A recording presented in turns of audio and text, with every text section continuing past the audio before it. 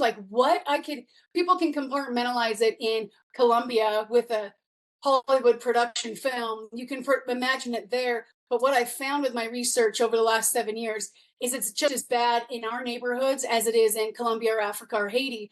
So I've been spending the last few years interviewing young people in Europe and Ireland, in the Caribbean, in the States, getting sorts of different in Africa and India, all over the world, interviewing young people on what does it really look like, what does trafficking look like, what is what is it like, because most of the conversations now related to trafficking start online. Welcome to the Confident Mompreneur podcast, where you can find solid advice along with warm guidance on motherhood, business, relationships, health, wellness, and everything you need to help add to your confidence and zest for life. And with interesting guests from all around the world, you'll hear real and relatable stories with impact and nuggets of wisdom to help you or the mompreneur meet the challenges of life with clarity and success. Now let's welcome your mompreneur host, Kyrie Blaney.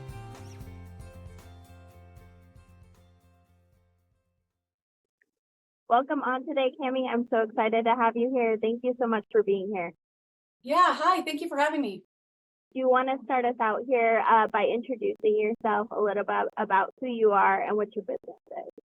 Yeah, my name's Cami Parker. I'm the founder of Expedition Global, and my business is Vacation with Compassion, and we design transformable vacations to transform the vacationer and people in the villages that we serve. That's so cool. Yep. So I started an organization in 2017 as a retired teacher to help build schools internationally. I realized that we're pretty blessed here in the States. We have a lot of extra things that kids around the world don't necessarily have the opportunity to take advantage of. So I started a nonprofit to help schools, help bring all my teacher friends to different villages to build schools. That was the initial intent. But what I realized quickly was that the kids there had been victims of a lot of abuse that I wasn't familiar with in the States here. And so child trafficking, a lot of domestic violence, poverty. And I realized that I had a much bigger mission. Yes, education, because I'm an educator, but also how can we help? My thought was also, how could I help with these travesties? So that was back in 2017. And after that, I started, after I realized what was happening with the kids in the village in Haiti, I started going to everybody in town in Haiti that I could to find out what this story was all about. Like, who's the social workers in the area? Who are the schools that they go to? What are the law enforcement doing about it? What are the laws? How did this ever happen to these kids? And that brought them there had been trafficked from the DR and brought over to Haiti. So I did the same thing in DR. Wanted to know where all the schools were, where were the social workers, who are the government officials that are supposed to be helping this, and just collaborating and bringing people, anybody within the sound of my voice, to these areas to help medical exams, help supplies, school lunches, things that would really keep the kids in an active learning situation instead of on the streets and open to traffickers and gangs. And so my travels have, and my research essentially has brought me all over the world, trying to copy the same model of how do we get actual real help into people's hands. And we continue to go. Now I'm in Belize, Costa Rica, Guatemala. We're expanding to Kenya and Morocco. But my love for kids is kind of what's at the heart of everything that I do. So now it's 2024, and I focus primarily on bringing teams of volunteers to these areas to serve, to have an opportunity to have a vacation as far as partaking in the tourism, which helps the locals a lot, but then also take a couple days of a vacation and actually impact people that you're there. So that's what I focus on now, primarily. My heart in the anti-trafficking world is a little bit tainted and bruised, and I've done it for 7 years, and now I'm ready to focus on just getting as many people out traveling and serving as I can. Well, and so we just talked a little bit about how you got started in this from an educator perspective. How did you initially take that first step to move from a teacher into now starting your own business that really gets to the heart of these issues and isn't just like doing kind of the overlying issues, but really getting down into there's a lot more going on here than just what we see at the surface. Yeah, so I get that a lot as far as like my teacher network, because people right now especially want to leave teaching and they're like, how did you do that? Yeah. I actually had cancer in 2015. And when you, I don't know if you've been affected by cancer or know anyone that has, it's fairly common that people have strong emotions when they hear the word cancer. But being diagnosed with cancer in 2015, it made me stop in my tracks. Like, what am I doing for real with whatever time I have left? And to me, I thought, well, whatever, this was my personal journey. I'm not saying it's right or wrong, but what I felt like I got out of that was whatever time I have left, it needs to matter. And I was getting burnt out as a teacher with my administration not supporting me. Stuff in the classroom was getting, like, I'd been doing it for 15 years. Parents were becoming more entitled and less worried about their child's education. And I just felt at an absolute crossroads between help with the US school system, and I was interested in working on my administrative credentials to be a principal. That was my goal. Or do that, or what really matters. And so in my mind, I believe still that helping one person at a time, which is why I was an educator in the first place, I guess, but it was a really, really scary thing. I strapped a backpack on by myself and went to the country of Haiti. I would never suggest anyone do that. But when I found out that I was cleared of cancer, I figured, well, if cancer didn't kill me, I don't know what could. So I'm going to go by myself to Haiti. Again, I would never suggest anyone do that. But I was in a very raw, vulnerable place in my life. And I was like, all right, God, if cancer didn't kill me, I guess you got my back. So let's go. Yeah. And that was literally the turning point. Was a really traumatic experience of going, I'm not just going to sit in this hamster wheel no matter what. There's no amount of money, there's no amount of clout, there's no amount of education. I don't care. I couldn't do it for the rest of my life. Well, and like you said, I feel like a lot of people are kind of at that point in their life. I think, especially, us as women, we always have that draw to do something that means more and stuff. Like, how brave of you to just like take that moment and really look life in its eyes and be like, hey, this is not what I want to be doing. I want to make an impact, and how can I do that the best? And then just literally strapping on your backpack and going. And I didn't know the next step that would happen. And that's kind of the life of an entrepreneur, right? You don't ever know what the next step is. You just have to take the next step. And if you do the same things you've always done, you're going to get the same things you've always gotten. So it's going to take, like, I used to tell people, like, I just didn't even know it. Just take a next step and hope there'd be something to step on in the darkness. Like, I'm just stepping into the dark. But if you just listen to your gut, it seems to work out. yeah. And it is true. And it's so cool because I think, especially moving from something like teaching where you kind of have a set curriculum that tells you what to do all the time. It's a completely different world to step into. But like, obviously you've taken it and just jumped in 2 feet first and taken it, like, just like you said, a little step at a time. Yeah, like as a teacher, every 15 minutes, whatever's happening on Tuesday, what's happening on Wednesday, when they go to lunch, when they go to PE. And entrepreneurship's like, well, it's on your own. Good luck. You better get your crap organized. Because if you're not getting organized, there's someone else that's hustling faster than you are, working harder than you are. And so, yeah. And entrepreneurship does like this. I guess school teaching does too. But it's like, I'm doing really good today. And the next day you're like, moo. And then I'm doing really good. And then I'm like, it's part of an entrepreneur life. Right. And being a mom. Constant roller coaster. Yeah. Yes. And being a mom on top of that, it always brings a totally different level because you have little people that are relying on you for everything as well. Exactly. So what has it been like since you decided to take that initial step? I mean, obviously, like, you went out expecting to do one thing, which was, work on the school system. And then you got there and realized well, yes, this is an issue, but it's partially because of all of these other underlying major problems. And like, I think, especially as Americans, we're pretty privileged in not really seeing a lot of those, deep, dark problems, or they're hidden a little bit better in the US than they are in some other places. What was that like for you, like being exposed to all of the things that were going on? Very traumatizing, like very extremely traumatizing, to the point where it gave me like a cognitive dissonance when because I started going, because I was so shocked and in awe. I started going to Haiti every time there was a school break or a long weekend, and the Dominican Republic, and telling my teacher friends, can help me bring some school supplies. Do you want to go with me? And let's make lunch for the kids. And organically, like in the very beginning, I was like asking for $1 because the kids' lunch in the orphanage was $1. Like, if you give me $1, I'll show you me making a sandwich for a kid in an orphanage with that dollar. The orphanage I went to, there was a couple hundred children that were starving and didn't have access to things. And then to go back to my Utah mom life with, it was really, really, really hard.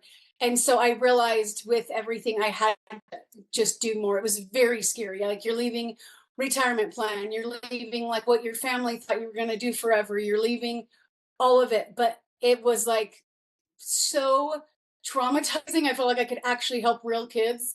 Not that my kids in my classroom weren't real, I'm not saying that. But when you think about the fact of these kids have been sexually abused and assaulted, and they're only, you know, 5 years old. My second trip back, I brought a group of a couple friends and some doctors, and I rescued my first victim of human trafficking. And it was a 2-year-old baby who looked like a 9-month-old baby. So cancer scarred me. Life is trauma, right? But that experience, if it wasn't shocking enough to see it firsthand, first trip there, the second trip there changed my life forever. And so it was really, really difficult. And then I left teaching, and the next year I'm like, I couldn't let school go. So I became the PTA president at my kids' school. That was probably one of the hardest years, because I was PTA president, still in schools here a little bit with my kids, and then helping in the schools overseas. And finally, I just had to choose one. Yeah. So it's very traumatizing. But now, I mean, it's 2024. I've gone all over to Europe. And what happened after working in the Caribbean for a couple of years, I had a friend in Utah that had her daughter trafficked, and they were having a fundraiser, and she called me and asked me to speak at it. And I was like, wait, what? It doesn't happen in the States. This was back in like 2019. And I'm thinking, no, but yes, I'll help you. But are you sure really it happened in the States? Like, what? And so I started doing the same exact thing I did when I found out my friend's daughter was trafficked here. And it was southern Utah in Las Vegas. Researching what the heck does it look like in the States? What is this monster? This could happen to my kids or my kids as friends. Like, what people can compartmentalize it in Colombia with a Hollywood production film. You can imagine it there. But what I found with my research over the last 7 years is it's just as bad in our neighborhoods as it is in Colombia or Africa or Haiti. So I've been spending the last few years interviewing young people in Europe and Ireland, in the Caribbean, in the getting sorts of different in Africa and India, all over the world, interviewing young people on what does it really look like, what does trafficking look like, what is it like, because most of the conversations now related to trafficking start online. Changed how changed how traffickers exchange, arms and drugs and people too. So now we're finishing up a documentary on what does child trafficking look like, because as an educator, I feel like kids, youth, families, parents can only be empowered if they have education, and then something like some steps to do, like, okay, I see that it's a problem, how do I fix it? So our documentary is just about done, but it's on the digital piece and the digital threat, which is actually just as prevalent in the States. The thing about it is we don't talk about it. So in the States, it looks like OnlyFans. It looks like your kids in the next room getting preyed on by a predator. And, they have as a teacher, you have Internet Safety Week, White Ribbon Week, talks about pornography. But what I've found over the last few years, to kind of realized when kids are first seeing pornography, and eliminate the over sexualized conversations and the things you're putting out there on the internet, because that's what's making it worse. You know, I do, I speak to high schools assemblies and kind of to young people about, and moms and parents and stuff, but mostly young people about, why do you think you're special when you can, filter a picture of your ass on Instagram? Like, someday you're going to want to be a mom, or maybe, I don't know, run for some office. I don't know what's going to happen there, but, do something of like actual honor and not that. And so I'm very passionate about telling, helping families understand, please, with what's going on right now with the relevant tactics of traffickers with AI, please do not post pictures of your kids in their swimsuits. If you do already have them on there, take them down. Do not, now with AI and the data mining, they scrape it and they use them for child porn. There was a Facebook site. I used to have a gal that did my social media years back, and it's still up. It changes every few months, but there was 9 posts a day of men raping toddlers. Facebook wouldn't take it down. So the threat of that is absolutely, just as bad as a villager trying to, survive. Our kids are on the internet and we have our heads right in the sand about it. So right now, my current mission is to finish up this documentary, get families talking, law enforcement working together, and do real, 4 books that have been written that are real life stories of kids that have happened in the States, but it's written in a fictional way to kind of protect people, but they're just real stories of trafficking in Mayberry, USA towns. And people think it has to be some sort of whisked away thing. Yes, that does happen for sure. But these Facebook online stings that, have been done to catch predators, I could go to your zip code or anybody else's, give me 24 to 48 hours with our nonprofit partners, and you'll see that you can arrest bishops and priests and pastors and mayors and all sorts of people, basketball coaches. This is all things I've seen firsthand. So my hope is to still continue to help protect kids, but also give people information that they need. Yeah.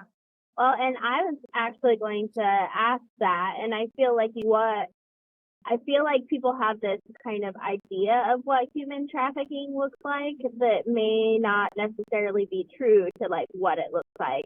Like you said, all of the online parts of that. So how do you define human trafficking, and what are some of the major components that you look for to like define that? Well, people want to believe that it looks like the movie Taken, or it looks like the movie that just came out that I'm not a fan of, and I won't even say the name on the because I don't agree with those tactics. But it's when someone's forced or coerced to do something.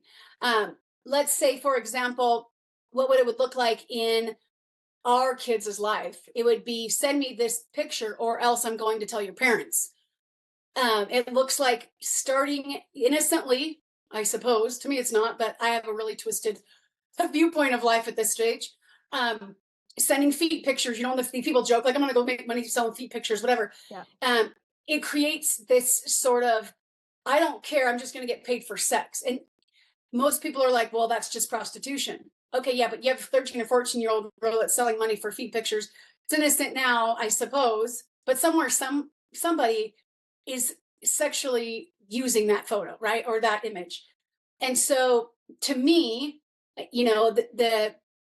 and also law enforcement, you're like, hey, there's no trafficker, there's no pimp, there's no that.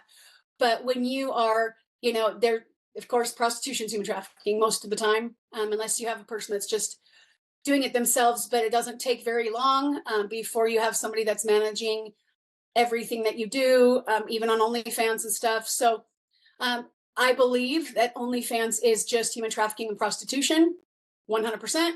I believe if you are going to show pictures of your body online, someone somewhere is going to use it sexually. And the people that want that you're like living for likes and flame emojis and stuff, you absolutely like disgust me. Put that out there, please, because I don't think that you understand. And so it's not your fault. If I knew you as a person, I'd probably be your friend.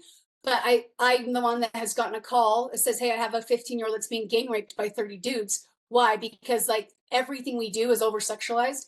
So I understand that sometimes my viewpoint can be very extreme and very harsh, but it's only because I've seen the absolute craziest things in the world.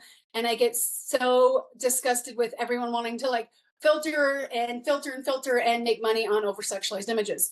Um, but the innocence of people is also where it's at. They don't understand or they don't think about it.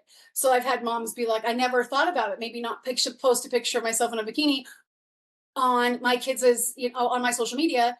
Here's the thing: is somebody looks up to you, whether it's a niece, a daughter, a something. And I've seen girls as young as 7 years old stuck in trafficking situations. Their parents don't know it, and there's people online making them send pictures of their body.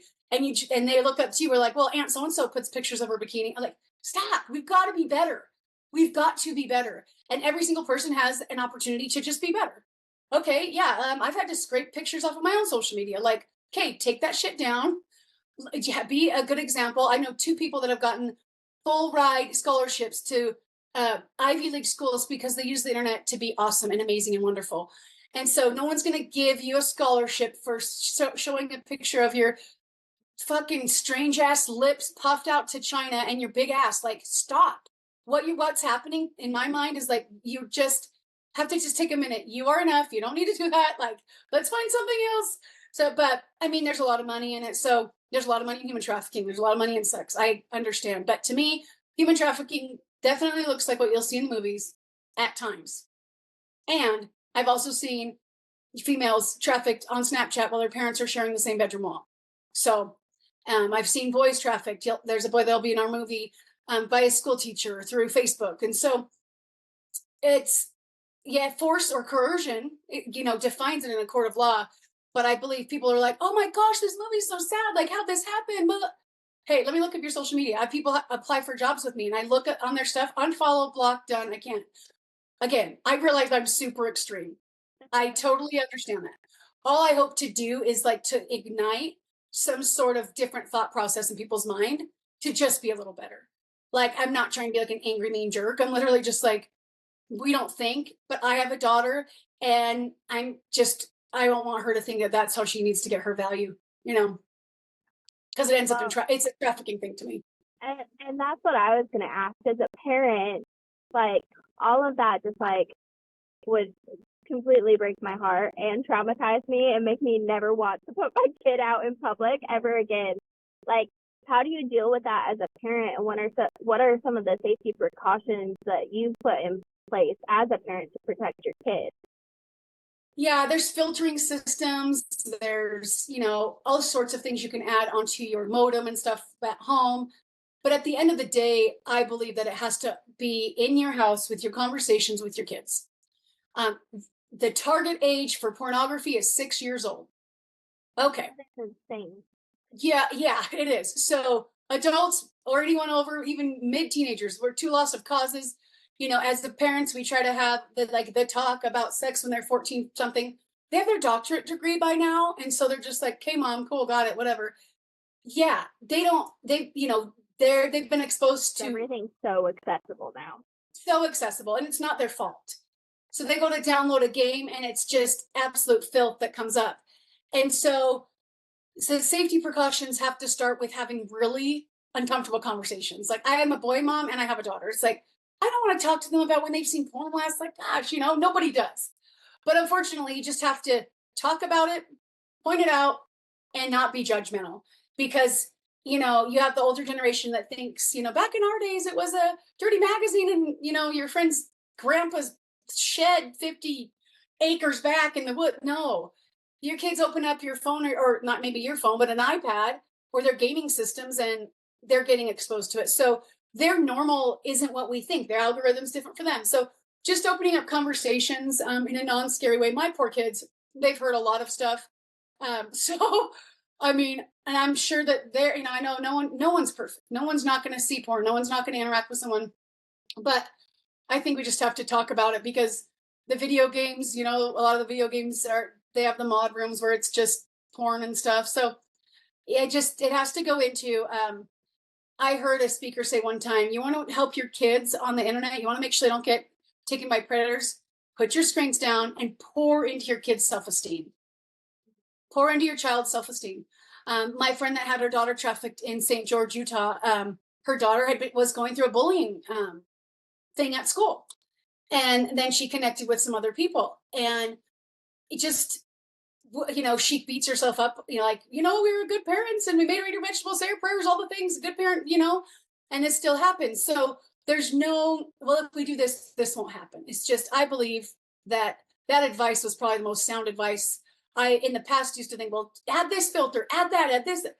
But I believe that when you you boil it down, the brass tacks, if you pour into your child's self-esteem and maybe say, you know what, have you had this stuff go on? You know what, I might be mad if I found out you're sending nudes or something, but like, I can handle it. We had kids who've seen commit suicide over getting themselves in scary situations. They don't want their parents or kids at school to find out or whatever. And so it is worth having conversations that don't feel really comfortable at first. But it could help save the kids. And I might be pissed if this stuff's going on, but I need you to know that me and your dad, or me and the co-parent, however it works, we can handle it and eliminate judgment. But pour into your child's self-esteem. It's not like a flashy answer, but I think that's what's really going to work. Even if like we have, maybe the school system does always so much access to everything that we just can't restrict. We have to have those solid conversations with them in order to help them understand why this is an issue, how like they can protect themselves through it too, because our kids are smarter than we make them out to be. And if we're honest with them about why we're doing the things that we're doing, they're way more understanding about it than if we just tell them, no, because I said so. Because they'll do it, right? Like my personality is like, tell me no, and then that's the first thing I'm going to go do. Like, yep. That's me personally. I don't know if anyone else is like that. But, I think it's important to, pour into your kids' self-esteem and just spend time with them. Maybe it's, just put the phone down a little bit more. So now you've like built a whole company around like your love for like helping these communities with these really deep issues, but also your love of traveling just in general. Tell me a little bit more about your business and how it all works and like how you find the nonprofits in those areas to partner with to come up with some of these things. Yeah, perfect. So it goes back to me starting just like my, original story in Haiti, and I was bringing friends and volunteers. And then I just kept going and bringing teams as much as I could to all of these areas. So now my company, Expedition Global, we still go into the areas that are affected, which everywhere is affected, to be honest. But we go into Belize right now. We're working in Belize, in Costa Rica, and Guatemala. I'm focusing on those areas for the next few months. But my husband also works in the anti-trafficking space. So we have relationships with government, social workers, Department of, education in different countries, the Ministry of Education, I guess I should call it, and the Ministry of Health, where we can bring in physicians and therapists and stuff, and working with orphanages and schools still. So how it works is I organize just a week-long trip with anybody, same thing, anybody within the sound of my voice. And back in Haiti, we would stay in like a dorm, sleep in a mosquito net.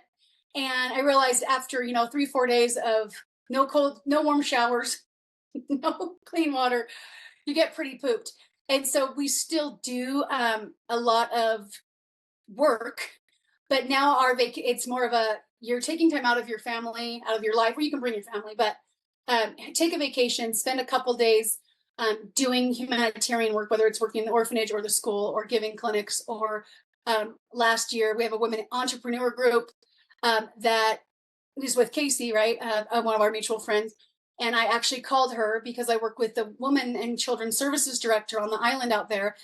And also I've seen firsthand that if they have a way to provide for themselves, they won't necessarily have to sell your body to provide diapers and stuff. So I called Casey, my friend Casey Cuckert, and said, hey, you know a lot of entrepreneurs, so do I. What if we went down there and hosted a women's empowerment conference, taught them how to run a business, and mentored them? And we're still mentoring them. So now we're going back again in March. And so with this group, it's like we're taking a vacation, we're doing a brand photo shoot, we're getting the women in the village, letting them come with us and do a brand photo shoot, and just pouring into them but truly we get more out of it. So that's like a specific group. So how it works is I bring groups that I already organize, or a specific group that wants to come with us, doctors, teachers, just moms. I have some woo-woo friends, like we're in like the woo-woo space. And one of the needs is, mental health and therapies and stuff. So we'll go there for a week, spend a couple of days hosting a conference, and then a couple of days having vacation. And then because it's you're going there to serve, your trip is a tax write-off. So Great. You love that. Well, yeah. I think it's so. Casey is actually how we met. Casey was hosting an insurance conference that I had the opportunity to be one of the speakers at. And so Cami came and spoke as well, and they talked about the trips and things. And it was just amazing to hear like the women that had gone on the trip with you last year just talk about the experience. And yes, like it's an amazing vacation in an amazing place, but they all like said that the impact of actually going in and working with these women and showing them that they don't have to be competition for each other, they can actually work together, was such an amazing experience.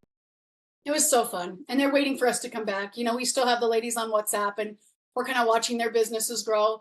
But it's so great. So now when my travelers come, I have those women that we hosted the conference, give each of my travelers a little something from them. So when we go to these areas, because we've been in the areas for a while, serving in a lot of different capacities, we have long-term relationships.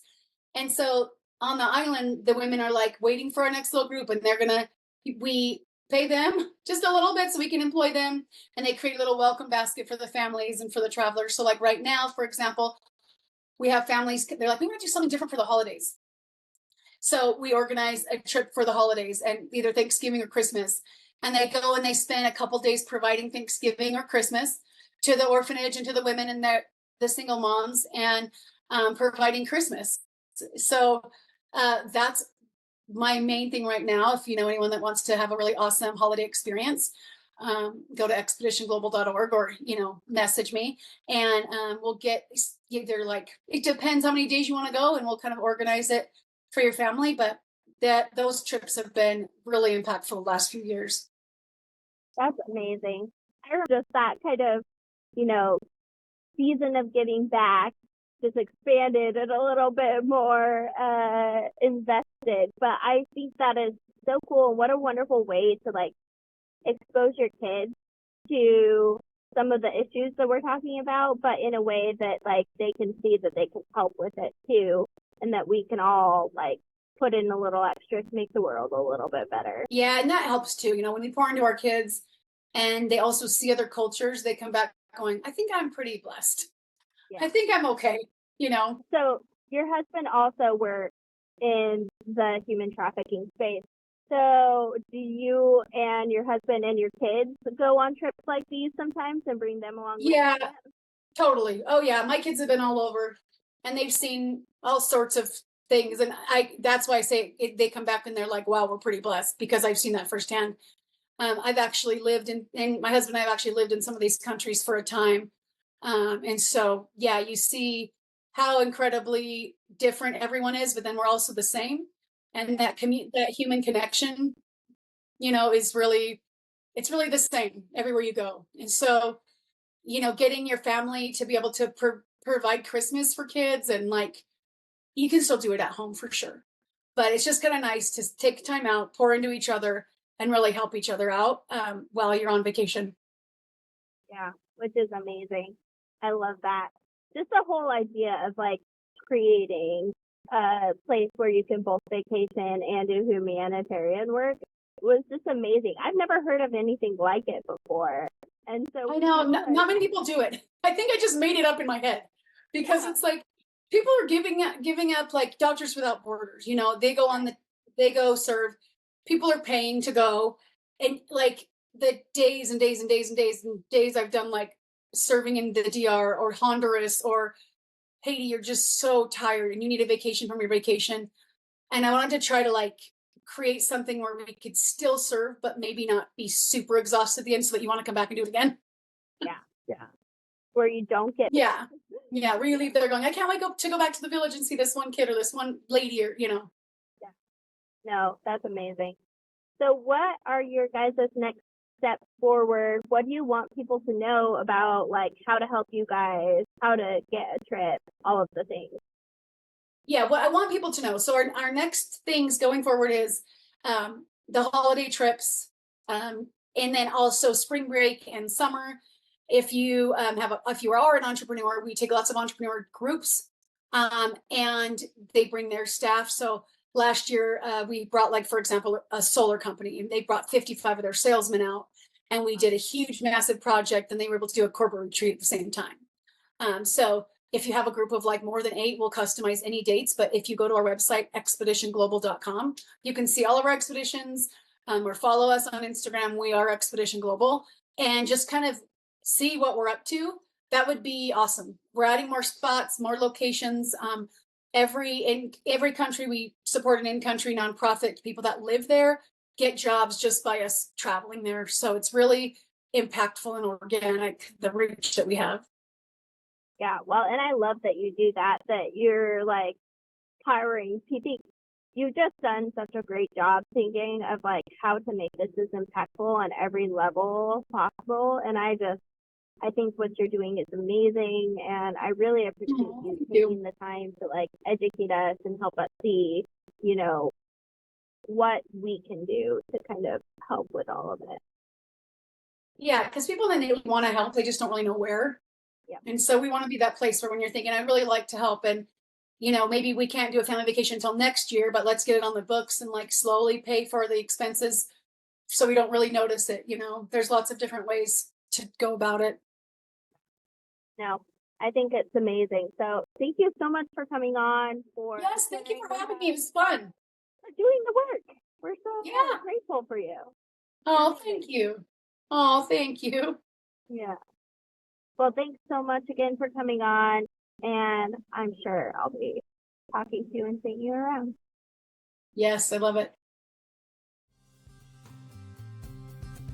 Thank you for joining us today on the Mompreneur podcast. And if you like this episode as much as we did, give us a follow so we can invite you back every Wednesday. And of course, share it on all your socials. Being a confident mompreneur means uncovering your strengths and struggles so you can dive in and learn how your next steps could be your greatest.